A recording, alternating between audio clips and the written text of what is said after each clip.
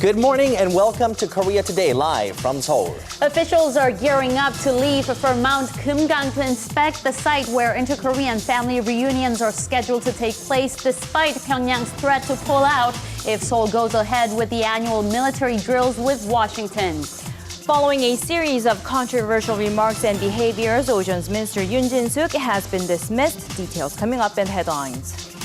And could there be progress on the stalemate over Korea's sex slave issue? We'll have an interview coming up on In Print. A festival that brings together dancers of different ages and styles. Stay tuned for a closer look at a very special event all about Korean traditional dance. From sexy girl groups with provocative and controversial performances to powerful solo artists, it's all about women's power on the K-pop scene. Female singers continue their run. It's a snack. It's a meal.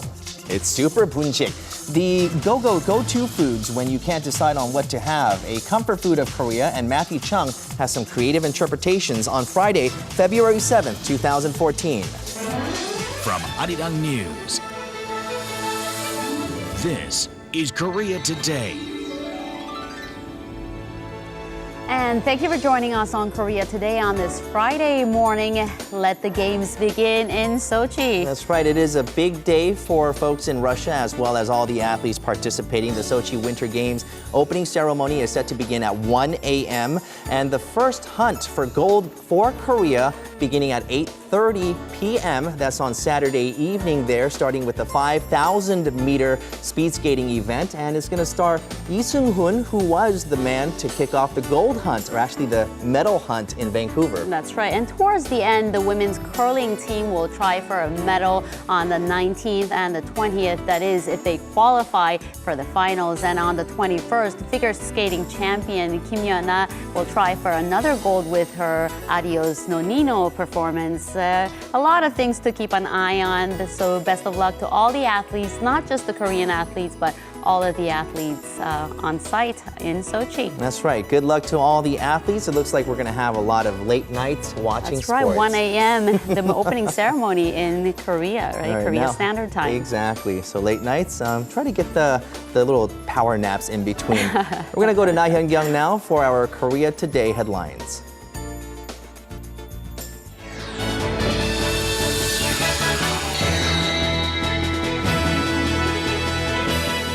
Dialogue and war games cannot go hand in hand, says North Korea only a day after it agreed to hold reunions for families separated by the Korean War. Pyongyang's Defense Commission released a statement Thursday, once again urging Seoul to call off the scheduled annual joint military drills between South Korea and the United States.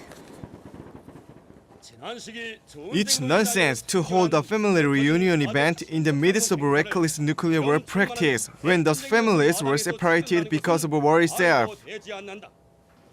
In response to the statement, South Korea's defense ministry made clear that the military exercises will take place as scheduled starting late February. Seoul also expressed its disappointment in Pyongyang's actions. Threatening to cancel the event with something that is completely unrelated to the issue is an act that really breaks the hearts of the war-torn families. But on the same day, the two Koreas did go ahead and exchanged lists of families that will attend the reunions. South Korea's preparation team is scheduled to inspect the venue at the Mount Kumgang Resort in North Korea on Friday, ahead of the agreed 6-day event starting on February 20th. The state governor's signature is all that remains for textbooks in the U.S. state of Virginia to include Korea's name, East Sea, along with Japan's Sea of Japan, referring to the body of water between Korea and Japan. The Virginia House passed the bill by a wide margin of 81-15 on Thursday, requiring the state education board to only approve school books that use both names. The House and the Senate, which also approved a similar bill, will send a joint bill for Governor Terry McAuliffe to sign it into law. Once signed, the law will take effect starting July 1st. Changes are expected to be made starting in the 2015 school year. The Korean government considers the Japanese name to be a legacy of Japan's imperialistic past. Japan has threatened to suspend investment in Virginia if the state legislature approves the bill. The Minister of Oceans and Fisheries, Yoon Jin-suk, has been fired after receiving a stream of criticism for making inappropriate gestures and remarks. She was recently caught covering her nose and mouth on camera while she was visiting an oil spill site down in the country's southwest, which flared up a storm of public criticism. The media and the public highly suspect she was trying to hold her breath from the stench of grease, although later on she did explain that she had a cold and was being considerate, trying not to infect others. Yoon has received a considerable amount of media attention for making questionable remarks even during her confirmation hearing in April last year. She chuckled while initially saying yes to a lawmaker who asked if she knew nothing about the fisheries industry. President Park Geun-hye is said to have given almost immediate approval to Yoon's dismissal on Thursday. Korea's main stock index ended 0.9% up on Thursday, finishing above the 1900 mark 2 days after plunging below that level. The Kospi closed at 1,907.9 on the back of buying by institutions and weaker foreign investor sell-offs. The rebound comes after the main index tumbled on Tuesday over emerging market jitters combined with weaker than expected manufacturing data out of the U.S. and China.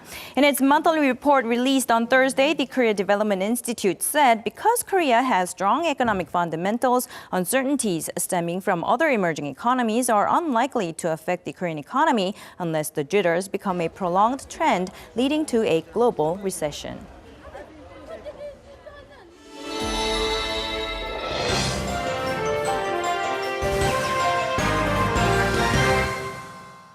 And happy Friday, everyone. Let's go ahead and launch today's In Print with a look at an abstract image that actually captures nature in action.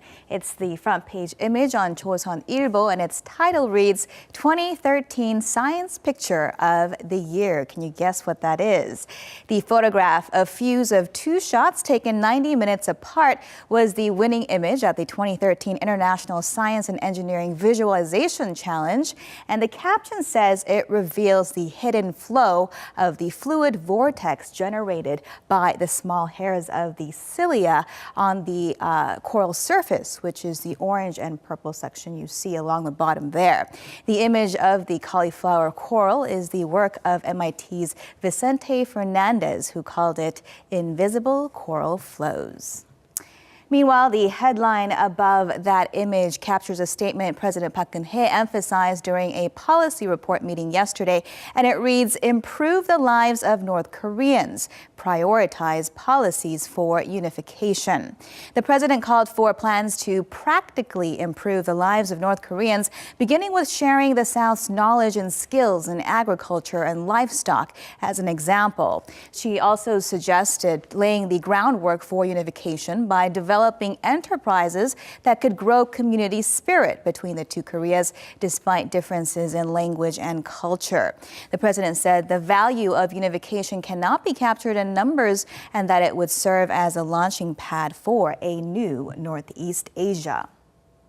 Next up is Gyeongyang Shinmun, and its headline right over here reads, "One day later, North Korea threatens to reconsider separated family reunions." And the subheadlines add that Pyongyang raised issue with the flight of a U.S. nuclear-capable B-52 strategic bomber that soared over the waters of Korea's west coast. The North's top military body called the flight a rehearsal for a nuclear attack and argued that reconciliation cannot happen when war games were in place overhead. And as you heard in our headlines just earlier, the South's Unification Ministry responded by expressing its deep regret that the North was driving a nail through the hearts of the separated families with this latest threat.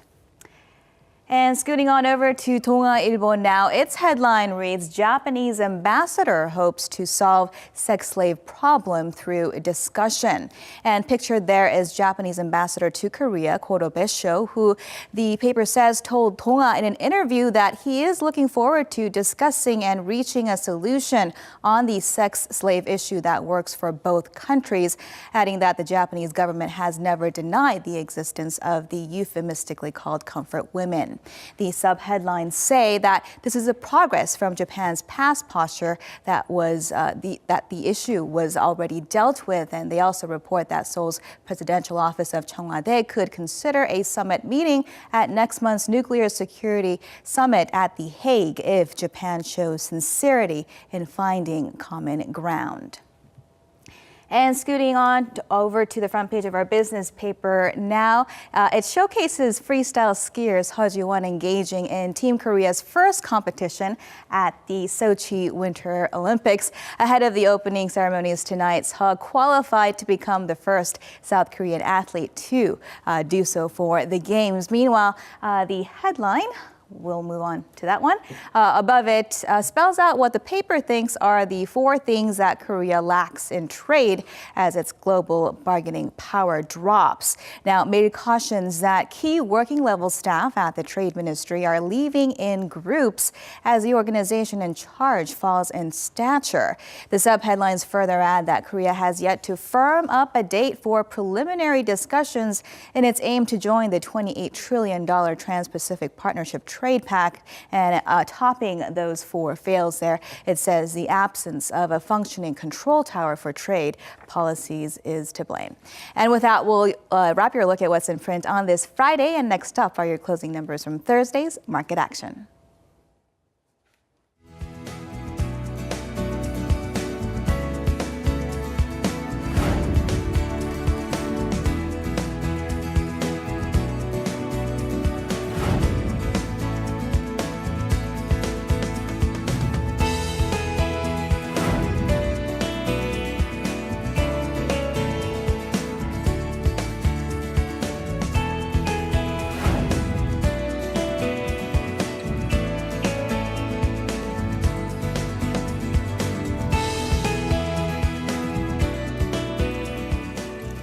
We've been talking about how cold it is here in Korea for the past few weeks. I've run out of adjectives to describe the cold now. You're running out of adjectives. I'm running out of patience. Right? We'll get a look at what today's weather as well as the weekend weather has for us, has in store for us. We'll go to Idami. Good morning, Tommy. Good morning.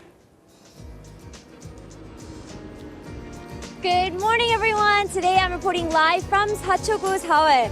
This Friday morning, we're starting out with clear conditions. It is a bit windy, though. The temperature right now is minus 1.3 degrees Celsius. Now, later in the day, our highs will be peaking to 7 degrees, giving us a glimpse of spring-like weather in the afternoon. However, weather conditions are a bit different over in the eastern part of the nation. Over in the Yeongdong region, which is in the eastern parts of Gangwon-do province, there is going to be a lot of snow until tomorrow. The Weather Center is predicting over 60 centimeters, so please be prepared for that if you are in those areas. Now, here in Seoul later tonight, we will receive a small amount of snow and another round over the weekend, either snow or rain. So do keep that in mind while making plans for the weekend. With that said, let's go ahead and take a look at the weather for today around Korea. Seoul's highs are at 7, Daegu at 6, Gangneung the coldest at 1, Daejeon and Busan at 8, Gwangju and Jeju at 9 degrees. Also, there still are dry air advisories being issued here in Seoul and some parts of Gyeonggi-do province, so please be careful when handling fire and keep yourselves moisturized. That's all I have for the weather. I'll be back in the latter half.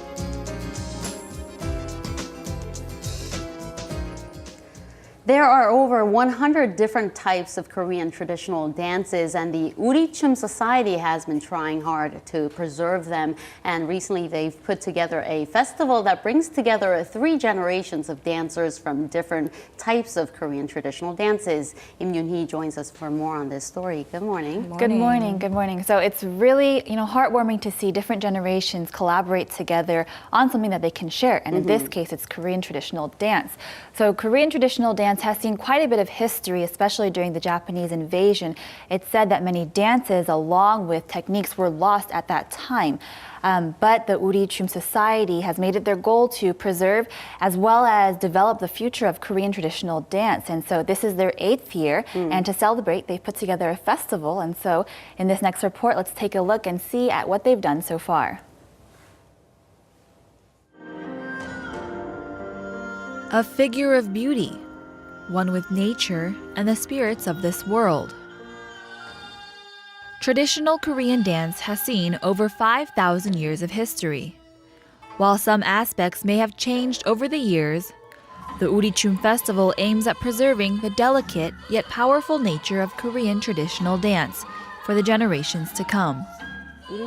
The Urichum Society has created the Urichum Festival to incorporate first, second, and third generation dancers into one big event in order to continue the heritage of Korean dance. We want to use Korean dance to make the world curious about our culture and our traditions.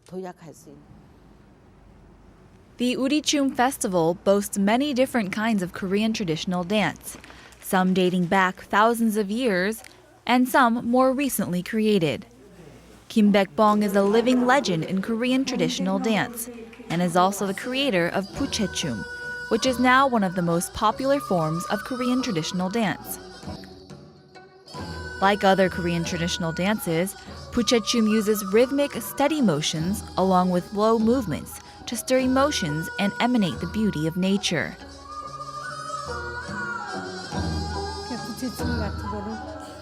In Puchechum, you cover your face with a fan like this, and little by little, like a sunrise, you reveal your face. And at night, like a crescent moon, you raise one hand, and if you bring together both hands, it's the full moon. The night can be very dark, but the light from the moon brightens up the night, which is what I wanted my dance to do.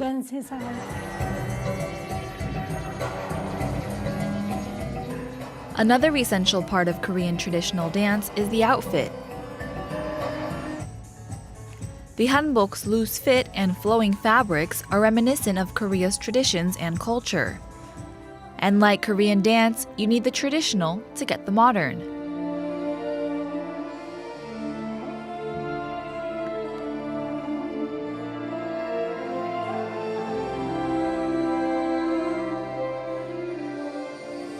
These contemporary outfits match the billowing flags dramatically paraded around the stage, almost as if the flags were spears. Other traditional dance props are also used in these interpretive dances to summon the same spirits of the traditional Korean dances. In life, you meet people, then you grow distant, but fate might bring you together again. That's what this dance is about. There are 33 dancers showing various different techniques, making for a visually memorable show. The props are very important to this piece, and we use traditional dance props such as the hansam, which the dancer uses to summon the spirits. There's a lot going on, so it's pretty to watch. Whether they be young or old, the stage is a place for everyone to share. Traditional Korean dance has survived years of history and will continue to be passed down through the generations by dancers eager to share this special part of Korea's culture with others.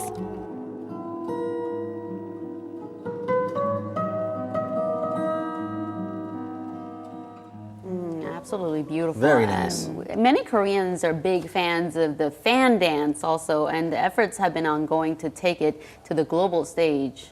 Right? Yeah, so Puchechum, Kim Baek-bong, we saw in the report earlier, she's really well known for creating that dance. But, it was really special having her at that particular festival. So this festival was dedicated to legends such as herself and other legends in Korean traditional dance. But Kim Baek-bong is 88 years old. And so having her at the event was very special to the younger dancers. But to have her watch the other performers dance something that she created 50 years ago, that was really special. It was very emotional for them. You could tell that they really admire her. My eyes were actually drawn to the costumes. I mean, the hanboks are really pretty, but the ones we saw some ravishing ones with some modern twist to it as well. So we saw in the report earlier the hanbok fashion show that showed some traditional hanboks, but what was really neat was to see these fusion hanboks that kind of echoed the traditional hanbok. These were beautiful. The cuts were similar to the hanbok, to the traditional very silky hanbok. as well. Yes, very billowy, so flowy. it matched the dancers So very different well. material materials used in it, a little modern twist and inspired by hanbok. Now, the festival keeps on going, and a few more days to go, right? Yes, it will continue on through the weekend. You can find all the information on the National Theatre of Korea's website, along with the showtime and the list of performances. So far, they've seen sort of modern contemporary pieces, but this weekend has in store some very experienced dancers with years of experience to share with the younger dancers as well as the audience.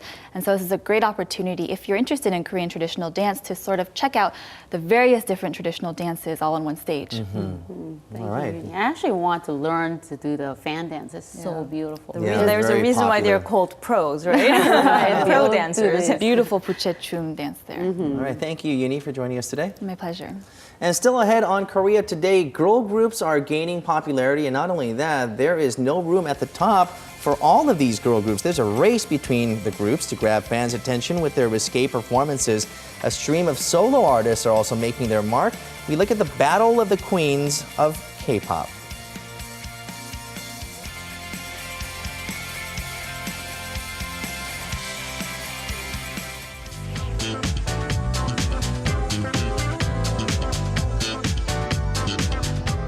So today on InStyle, we're going to talk about hats and some jewelry. I know Hyungyang's been sporting a unique hat. And that's how I knitted know beanie, right? that it's in I'm style. just trying new things. It's my New Year's resolution. You look beautiful in it. Yes. That's right. Just as Hyungyang is trying new things, there's a lot of people who are turning to knitted caps as well as hats and beanies and galore. And how do you mix and match the accessories with that? Well, we'll take a look in this next report at what's in. They may be small, but sometimes they bring out the best. Accessories can transform your style. With more flashy, eye-catching products and methods of wearing them, they're becoming more important fashion items. We take a look at accessory trends that will take your style to the next level.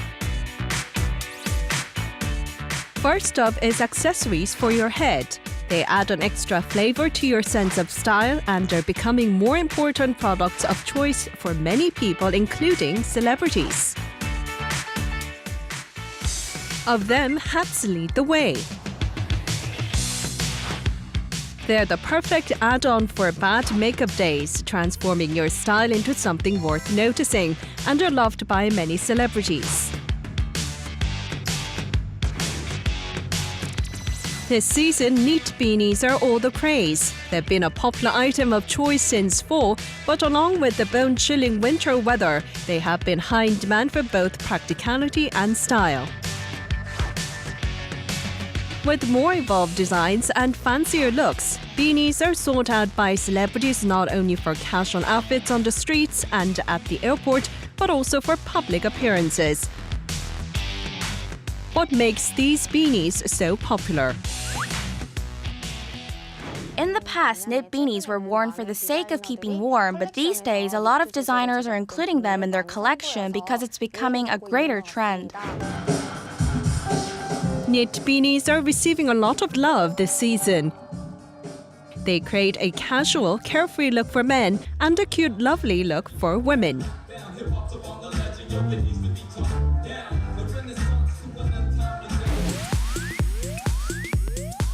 To check out the latest hats in style, we visited a shop known for its vast array of stylish headgear.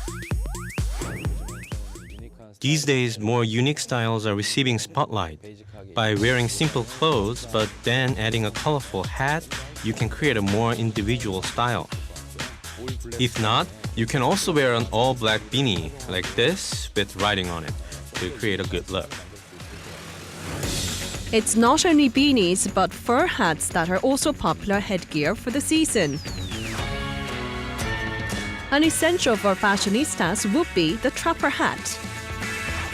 With the fur lining and ear flaps, flapper hats come with style and extra warmth. They're easy to match up with other looks and offer an additional element of style. Not only that, faux fur hats offer an exotic and luxurious look, popular with many. For people with larger hats, hats that wrap around their face are better.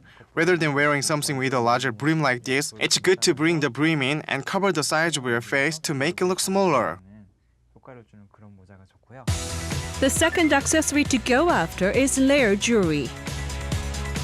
Especially in the gems and jewels this season, layered rings lead the trends. Stacked rings add a point of emphasis to the hand by layering multiple rings. By layering it like this, you can create your own design, and you can see this in a lot of celebrities. Especially in recent dramas like My Love from the Stars, celebrities like Chun Ji-yeon have been wearing layered rings and drawing attention from viewers. They're elegant, detailed, and not easy to get tired of. Layered rings have defined winter styling in jewelry. And let's look at what kind of stacked rings are most popular. The necklaces or bracelets are becoming very flashy, but on the other hand, rings are getting thinner and simpler. If you want to spread the rings across your 10 fingers, go with slim and simple for most, and add a bold, eye-catching one or two designs. By doing this, you can create a classy but individual look. People with pudgy fingers are reluctant to wear rings, but in that case, it's better to wear a thin ring rather than wearing a thick one and trying to cover it up. And this helps make your fingers look longer. It's not only rings, but in necklaces, bracelets, and earrings and other accessories where this multi-tier trend is taking hold. Layered jewelry goes well with feminine clothes, creating a look with a different style and taste. Accessories have become a fashion essential, so how about grabbing that extra fashion item of choice to spice up and complete your look this winter?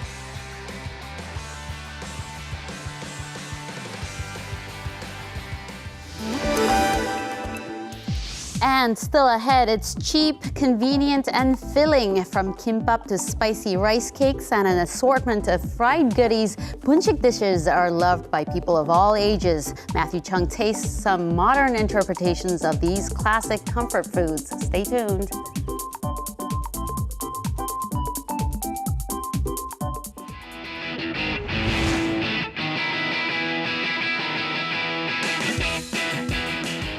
The Korean pop music scene in the beginning of the year 2014 has been inundated with girl groups and female solo artists making a comeback and making their debuts as well. Denny Hong joins us to tell us what they're doing to set themselves apart. Good morning. Good morning. Good morning. And you're right, so January has been full of a lot of different artists going back on the stage with new songs and, of course, more risque dance performances.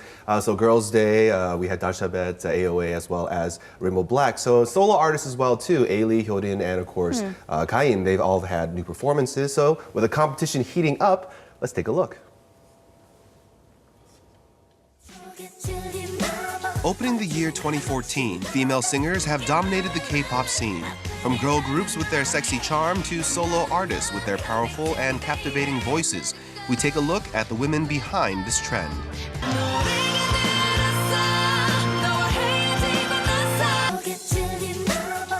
Despite the bone-chilling cold weather, girl groups are heating up the stage with their sexy performances. The first to open up the gateway to this is Girls' Day, which is back with its third mini-album, Something.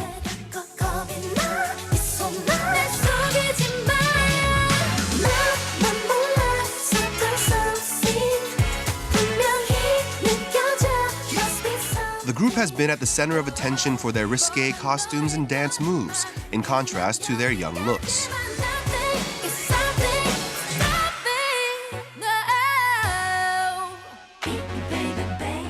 Following Girls' Day is Dashabet, which also made a comeback with the new album BBB, breaking out of the conventional cute look and taking on a mature and feminine style.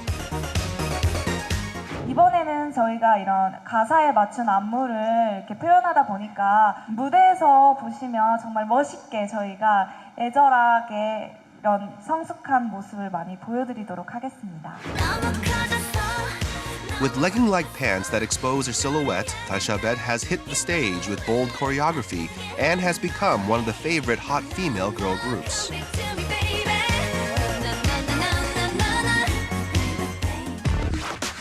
But this competition to awe the crowds also brings problems. Dashabet revised its dance moves after receiving heat for being overly sexual. And Rainbow Black, which also returned to the stage as a subunit with their cute but sexy attraction, also had to modify their choreography for the same reason. AOA is no exception when it comes to this debate. But despite all the chatter, why do these girl groups still have such a large following?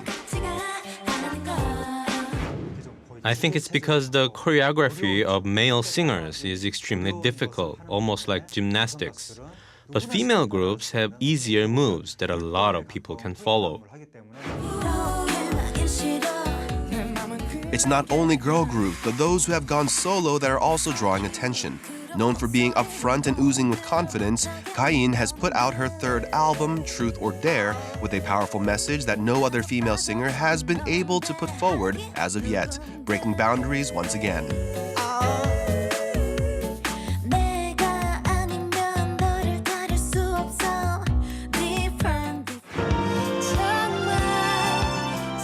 Ailey is another one of the female solo artists in the spotlight these days, with their powerful voice in Singing Got Better.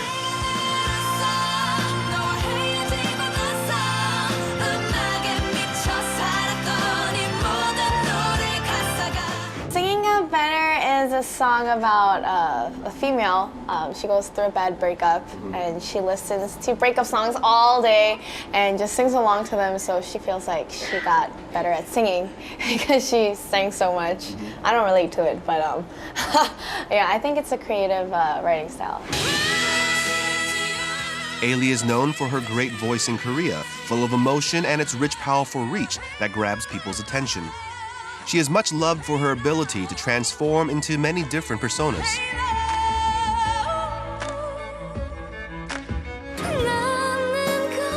Meanwhile, there's a singer who has made her mark not only as a girl group member, but as a solo singer. It's Hyorin from the four-piece girl group Sistar.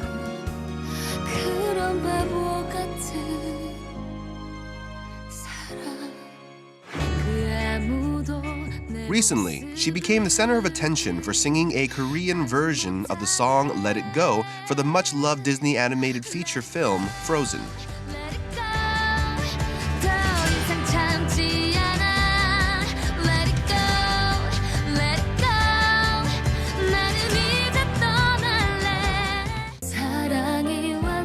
This popularity continues on with her singing Goodbye, another soundtrack from the sought-out drama My Love from the Stars.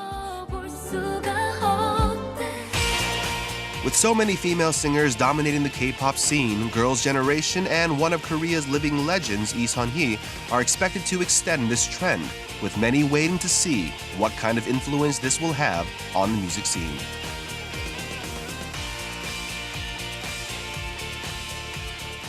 The ladies are beautiful and quite sexy too, but it can get pretty uncomfortable when you're watching them with your entire family. On a Sunday. On a Sunday afternoon, right. Well, as we saw, there have been some modifications because of some critique about their performances and, of course, their clothing. So specifically, as we saw, we had two of the members.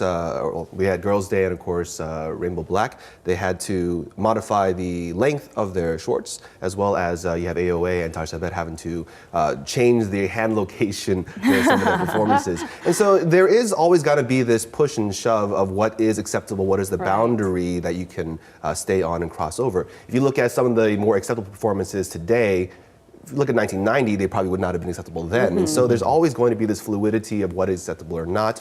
But as artists, I think it's okay to test those boundaries from time to time. Yeah, of course. And word on the street is that a lot of boy bands will make a comeback now?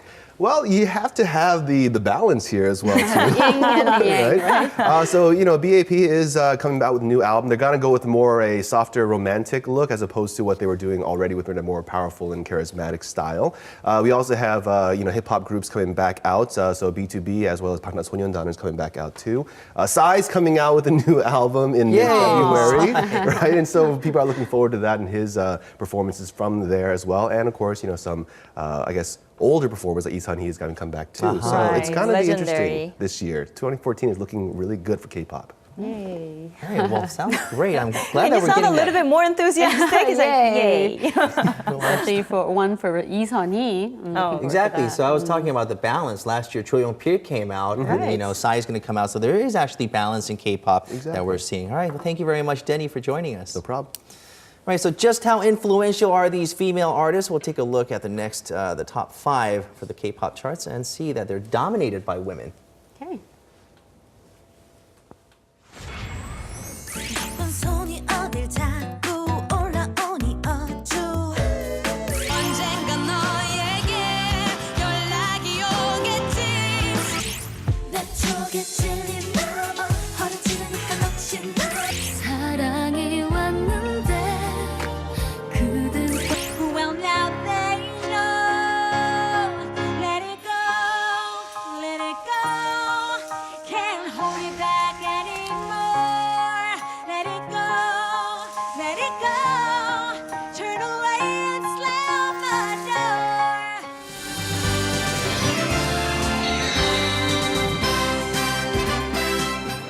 And TGI Friday, everyone, as we kick things off with the big countdown until the 2014 Sochi Winter Games. Now, of course, known as the most expensive Olympics in history, there's that much more anticipation for the opening ceremony.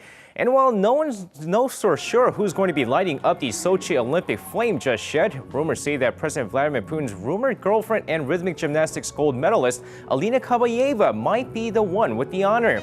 Meanwhile, experts believe that South Korea will finish off the Winter Games with 5 to 6 gold medals, with Kim Yunhee winning her second straight gold and short track star Shim Seok-hee sweeping all 3 events. And speaking of gold medals, Kim Yunhee is a strong favorite to win one, just like I mentioned, but according to the IOC, she doesn't need to win one to be called a legend. Now, in a recent report by the IOC, they claim that Kim Yunhee is already a living legend in figure skating, just from what she's been able to do in the 2010 Vancouver Games. Now, leading up to the Sochi Games, Kim Yunhee has been widely praised by the IOC and several media sources, as fans across the world hope to see her finish off her career with another gold medal. And moving on, if there's one athlete Russian President Vladimir Putin is looking forward to, it's Victor An, aka An Hyun-soo. Now, the former South Korean short track star and now a member of the Russian short track team is one of the most anticipated athletes in the Sochi Games. And according to several sources, President Putin has watched An Hyun-soo practice on several occasions and has been following his competitions very closely. And back here in the nation, let's take a look at some Thursday night's KBL action as Jeonju KCC Aegis beat Seoul SK Knights 77-65. Meanwhile, Wonju will Promi on a 14-game losing streak as they took on the first-place Ulsan Mobis Phoebus.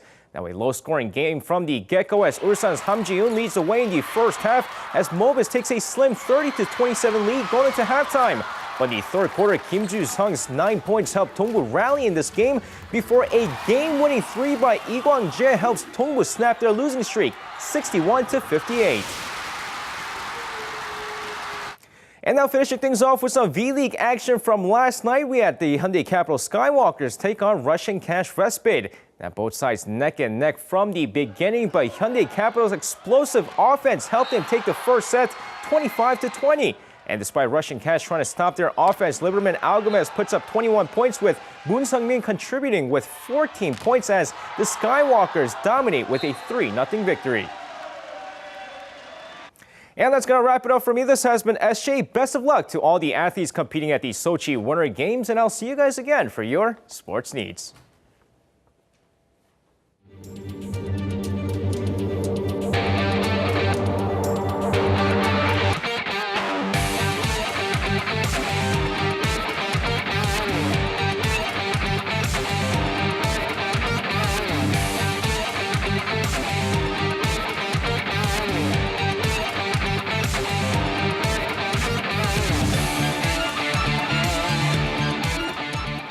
All right, we'll now go back to our Lee-da-mi, who joins us from a 24-hour 분식집. How would you describe a 분식집? Yeah, I've been thinking all morning how I would describe it. It's not a snack, but it's not a full meal either. Somewhere in between, I would say. Lean towards more to, I suppose, snacks. All right, so to give our viewers a better look, Lee-da-mi will be having all that for us. Tommy. Back to you. I think you guys explained it perfectly. I'm back reporting live inside a restaurant that's located in Seocho-gu, Seoul, which is a restaurant that's known for their galbi mandu or beef rib dumplings. Now, like Bim Chung mentioned, this is a 24-hour chain restaurant called Mapo Mandu. Now, taking a look at their menu, to tell you the truth, not only do they have galbi mandu, but they have all sorts of different punshik. But this is a punshik restaurant, so we have sundae, which is a Korean sausage, Korean blood sausages. Then we have tteokbokki, which is spicy rice cakes, and many more. So I'm looking forward to some of the dishes. I already ordered some of them myself. Now, like I mentioned, this is a punshik restaurant, and it's not exactly a full meal. It's a simple and fast dish, but it's loved by many people here in Korea. Now, waiting for my food to come out, but talking a little bit more about galbi mandu.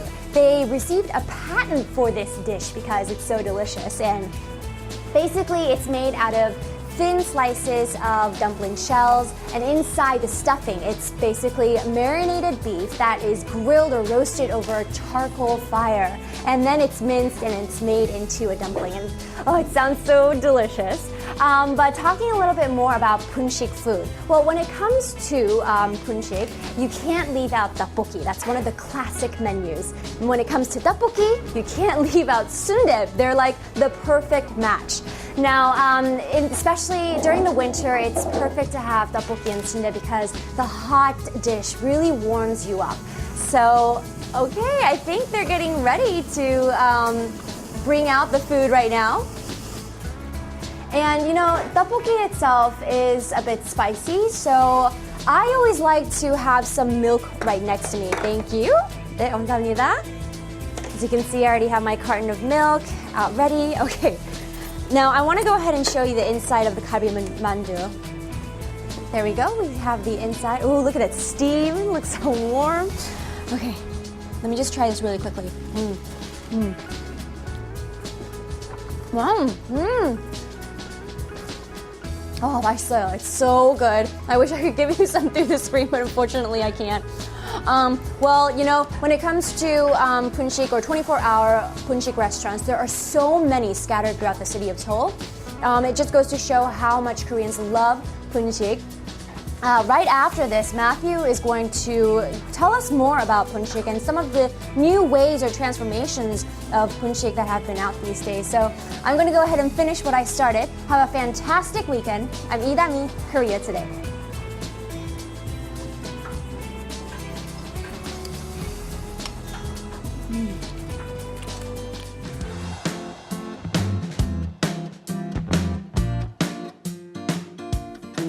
That looked good. Yummy. Yeah, that was a textbook example of punshik. Thank you, Dami. That was the real classic stuff. So by the way, good morning, We guys. didn't need an introduction to your joining us. story. That in itself took care To of that, explain exactly what punshik is. It was perfect. It was spot on. But there are some punshik out there that's a little twist. Something a little left of center. Something that people are really making their own recipes and putting their stamp on them. So let's go out there and see what sort of original punshik is being created in Seoul right now.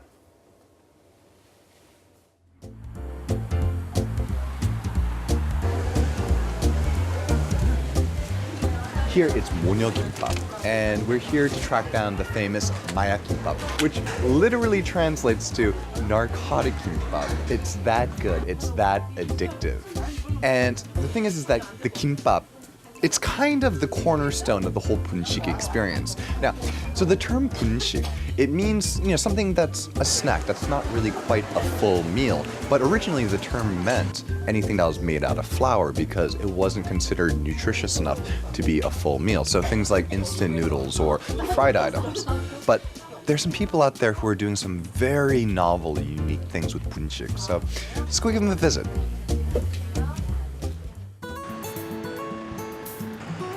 So we're here at Lee's Kimbap in Apgujeong, and the moment you step in here, you realize something's a little different. I mean, look at this as well.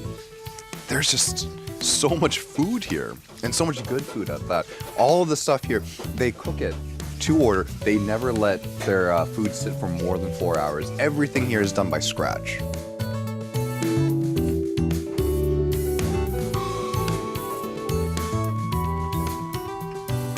That's really good. Wow. It's a spicy mixed nut kimbap.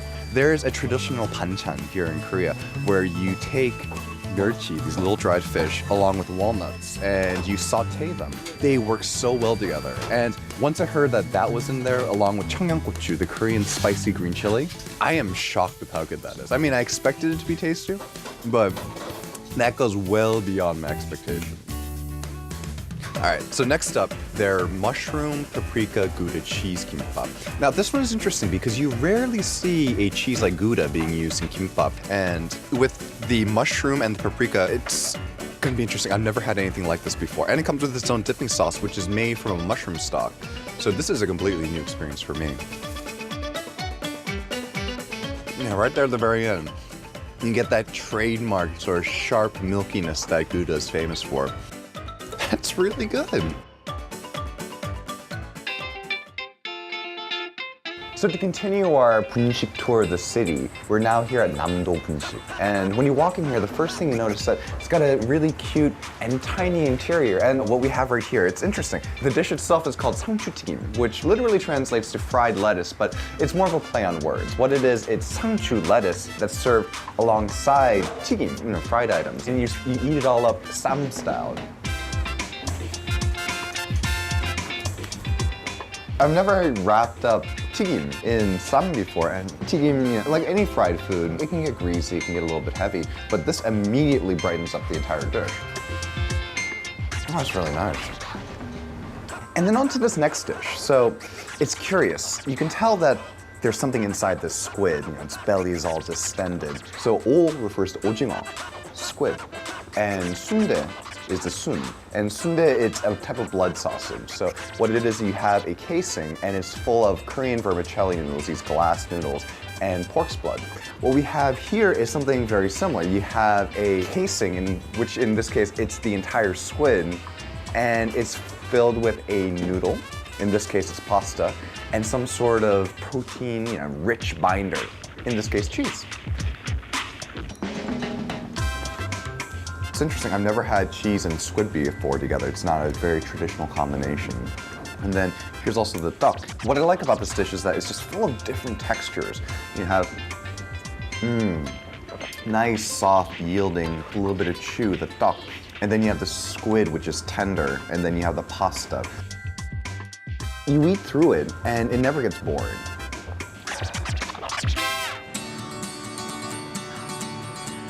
So I've come to Gimpida here in Hongdae in Mapogu, and what I have before me is the tteokbokki fondue. And instead of the spicy, sweet tteokbokki that we all know, instead they decided to make a casserole out of it with a house-made tomato sauce, put some cheese on top, and then I even see there's a French fry garnish, which is brilliant.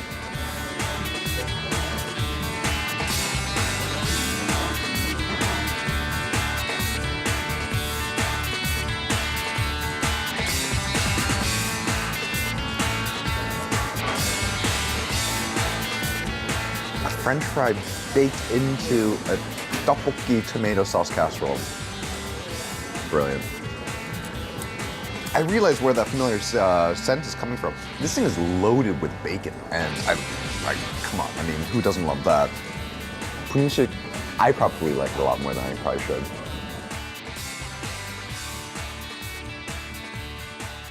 We have to go there. That was that place we have to go. good, sinful. Wow. I mean, that's a total guilty pleasure of mine, all that cheese, right? But we saw some cheese incorporated into tteokbokki as well. Now, the spiciness and the cheese. Yes. How does this combination work? Perfect. Well, the spiciness and the cheese it works together really well because it creates a creaminess and was on a very molecular level. The molecular level. No, because Wow. the capsaicin in the chili is what makes it hot. Yeah. And the lactic acid in the cheese is what neutralizes it. And now, interesting note.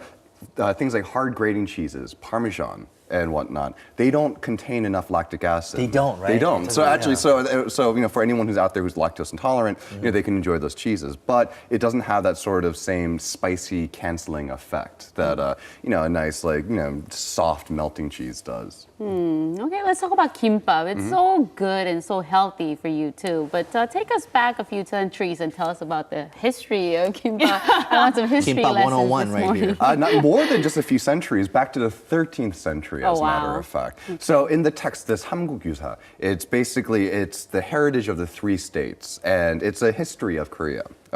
And there's writings of this dish, poksam, not possam, which is the pork dish that we enjoy today, but poksam. And there it talks about eating rice wrapped in roasted laver, the seaweed, on the first full moon of the Lunar New Year. Yeah, but and it talks about other types of poksam as well. Wrapping cabbage, over rice. So that was the first sort of mention of it. Now the modern kimbap, the one that we see today with a whole bunch of different ingredients, that is definitely a contemporary innovation. But kimbap, the idea of wrapping kim over rice, it's been around for a little while now.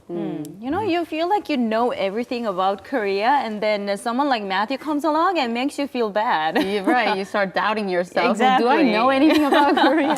No need to feel bad. Just like At least when it comes to food. Right. Yeah, just like sharing food at the table, you share information as well. Yeah. And you were telling us about the history of how people in the southern area started to eat kimbap or fried goods with a lettuce wrap. Yeah, right? yeah. That's such it's a real case of was like necessity is the mother of invention.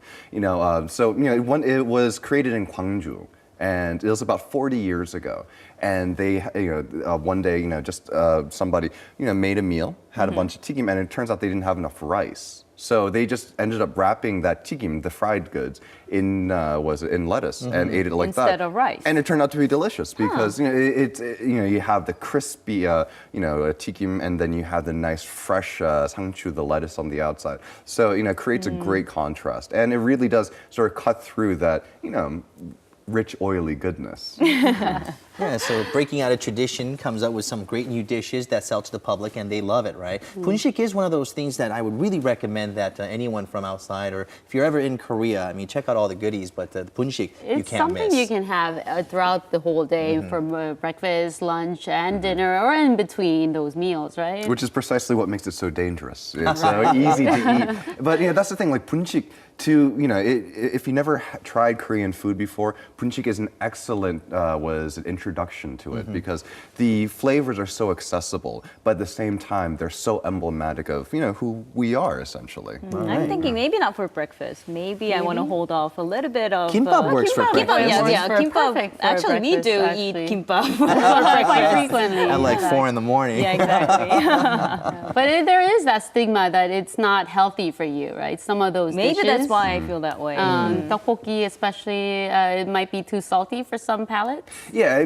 just like anything else, keep it in moderation. Yeah. And it was just like any sort of, treat, let's put it that way. You got to make sure to moderate your intake and whatnot. But also, speaking of sort of innovative punshik, there are people out there who are lightening it up, making it, so if you look around, you can practically find a punshik for just about any situation. All right, sounds great. Kimpira it is. That's where we're going. Right after the Today. show. Yes. All right, thank you, Matthew, for this. Always a pleasure. Hey, thank you very much. All right, that just about does it for this edition of Korea Today. Yep, we are out of time, and this weekend the big events begin. How exciting. And we'll be keeping our eyes on the Korean athletes as well as all the athletes participating in the Olympics. How about we do a fight team together, all of us? Something tells me this is going to go terribly wrong. I'm not going to get it right. It has to be like a 1, 2, 3 type of thing. All right, so let's go. 1, 2, 3, fighting! And we'll see you back here on Monday morning at 7 a.m. Thank you for watching. Bye-bye.